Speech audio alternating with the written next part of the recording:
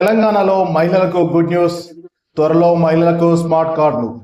తెలంగాణలో మహిళలకు good news చెప్పింది తెలంగాణ ప్రభుత్వం. ఆర్టీసీ బస్సులో ఉచిత ప్రయాణం కోసం ఇకపై ఆధార్ కార్డు పట్టుకొని తిరగాల్సిన పని లేదు. త్వరలోనే మీ చేతికి స్మార్ట్ కార్డులు రాబోతున్నాయి. అవును, మీరు విన్నది నిజమే. 2026 జూన్ 2వ తేదీన తెలంగాణ ఆవిర్భావ దినోత్సవం సందర్భం నుంచి ఈ కార్డుల పంపిణీ చేయాలని ప్రభుత్వం ఒక అంచనాకు వచ్చింది. దీనికి సంబంధించిన డిప్యూటీ సీఎం బట్టి విక్రమార్క అధికారులతో సమీక్ష నిర్వహించి కార్డుల తయారీ ప్రక్రియను వేగవంతం చేయాలని ఆర్టీసీని ఆదేశించారు. మొదటగా ఈ స్మార్ట్ కార్డులను రాష్ట్ర వ్యాప్తంగా కాకుండా జిల్లాకు ఒక మండలాన్ని ఎంచుకొని ప్రయోగాత్మకంగా పంపిణీ చేయనున్నారు. ఈ పైలట్ ప్రాజెక్టులో సుమారు 5 లక్షల మంది మహిళలకు కార్డులు అందజేయనున్నారు.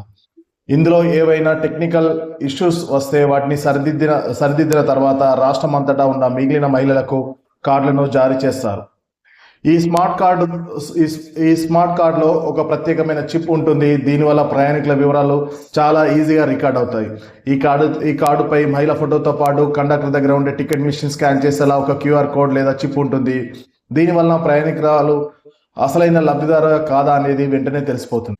ఇప్పటి వరకు 3 రకాల డిజైన్లను సిద్ధం చేసింది సంస్థ.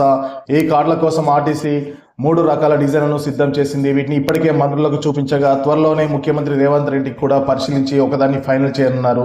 ఈ చిప్ కార్డ్ తయారీ కోసం సుమారు 75 కోట్ల రూపాయలు ఖర్చు అవుతుందని అధికారులు లెక్కగట్టారు. ఈ మొత్తాన్ని ప్రభుత్వమే భరించాలని ఆర్టీసీ కోరింది. కొత్త బడ్జెట్లో వీటికి అవసరమైన నిధుల కేటాయింపుపై కూడా ఈ సమావేశంలో చర్చించారు. మరికొద్ది రోజుల్లో సీఎం రేవంత్ రెడ్డి కార్డు నమూనాను ఫైనల్ చేసిన తర్వాత అసలు కార్డు ఎలా ఉంటుంది, ఎక్కడ దరఖాస్తు చేసుకోవాలనే దానిపై పూర్తి నిర్దేశకాలు విడుదలవుతాయని అధికారులు వెల్లడిస్తున్నారు.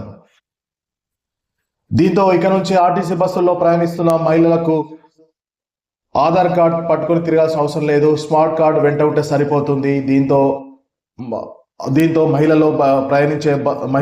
బస్సులో ప్రయాణించే మహిళలకు తిప్పలు తప్పుతాయని అధికారులు చెప్తున్నారు.